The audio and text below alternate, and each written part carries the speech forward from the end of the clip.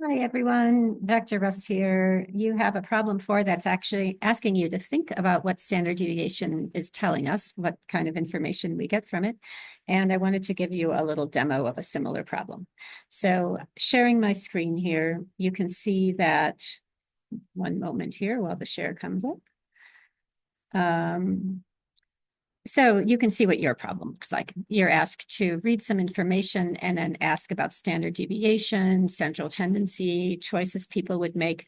Really, you're just asked to understand what standard deviation means and also whether mean or median is the most appropriate indicator. And so I'll just do a quick little demo with you to show you how I would approach it. Here's a demo problem. Whoops. With an answer in it. So now I have to just going to make that answer disappear before you look at it. So here's the demo. A group of 324 visitors to Pikes Peak were timed to see how fast they could hike a rugged trail to the top of the mountain.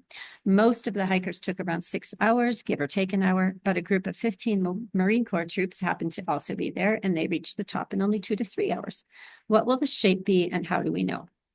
So couple of ways we could answer it. I've actually changed the problem. If you did look at the answer that was in that little gray box, the problem is a little different now.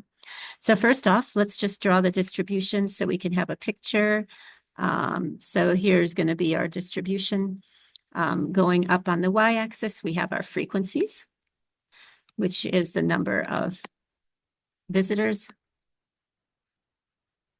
And on the y-axis, we have our hours. And let's just range this from 1 up to 10, assuming that most people are in here. And I'll just put, in fact, let's put a 0 here just for the sake of evenness. So we'll go 2, 4, 6, and 8. And it says here that most of the hikers took around 6 hours, give or take an hour. So let's put the peak of the distribution right here. We had 324 visitors, and they took around 6 hours, give or take an hour, which means that the distribution is going to look, something like this. Pretty tight little distribution. But then it says that we also had these 15 people, not very many, that took somewhere between 2 and 3 hours. So we had a little group right in here, right? So maybe our distribution is going to look something like this. I don't think anyone took 0 hours. So we still have our mean probably right around, our median probably right around there. And let's take a look at this. I'll write median here so we're clear.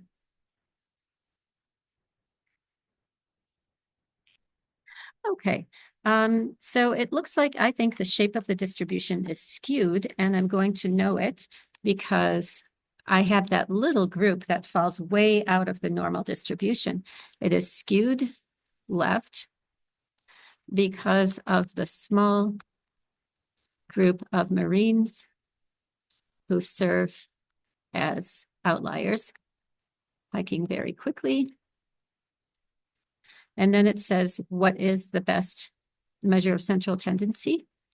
Because the mean gets pulled towards the outliers, median would be the best measure of central tendency. And I drew this picture, but you don't even need to draw it. I just drew it to help with my reasoning, to help explain my reasoning. And now I'm going to eliminate that. And let's read the second question. 2 schools' math test outcomes were very similar. They both had mean and median scores approximately equal to 75. Pine School served a very diverse neighborhood, including some children of math professors, as well as a group of refugees who had never had much opportunity for education.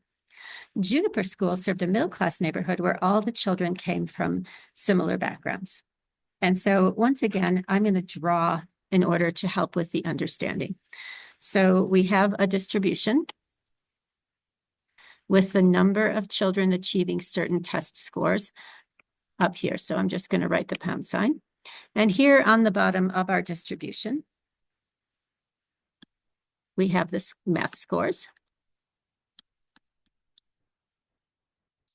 And we're told that the mean and median equaled 75. So let's put 75 here. I don't know the range of the test. Let's imagine that it goes up to 150. and from 0. And so the distribution will have its peak at the 75. And we know that much. And we know that M equals median. So we know that this is probably a normal distribution. So let's not draw any more of the distribution yet, but we know it's going to be normal. Now let's think about this other information. One school is very diverse, including math professors. I might expect them to have really high math scores. And also some children of refugees who didn't have much opportunity for learning. If they've never learned math, they're not going to do well till they have some learning. So we might have some down there. And so this distribution, we know it's going to be normal, but it's going to be probably spread out like that, a lot more. It's going to be pretty broad. Juniper School, so let's mark this black, make a little key here, pine. And let's get a different color and draw out what this distribution might look like for Juniper School. It says that all the children come from similar backgrounds.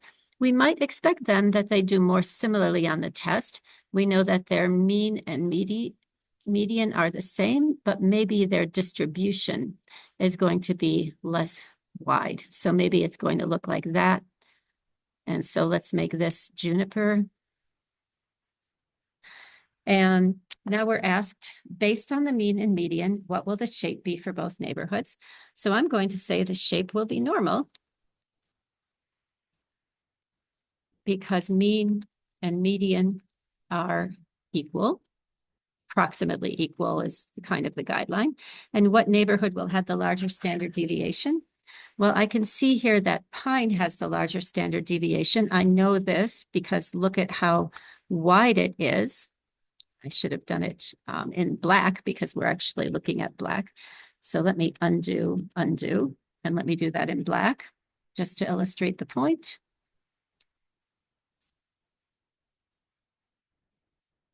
All right. So getting my red pen, since I have it, we can see that the spread for Juniper School is about that wide. And getting my black pen to represent Pine School, we can see that the spread is this wide. And we can see that Pine School definitely has the larger spread, which means it has the larger standard deviation. The standard deviation will be larger for Pine School because it is more diverse, having students in the middle, but also students in the extreme. And I'll give an example, the professor's kids and the refugees who never had any math.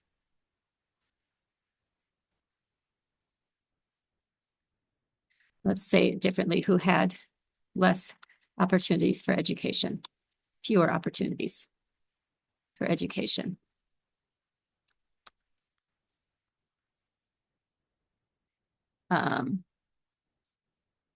This diversity means that scores would be more variable when compared to a more homogeneous group. Homogeneous meaning similar, like Juniper students. So this is the kind of thing that I'm looking for in your answer. You don't need to write a ton. I just need to know that you know what you're talking about. I hope this was a helpful little video. See you around.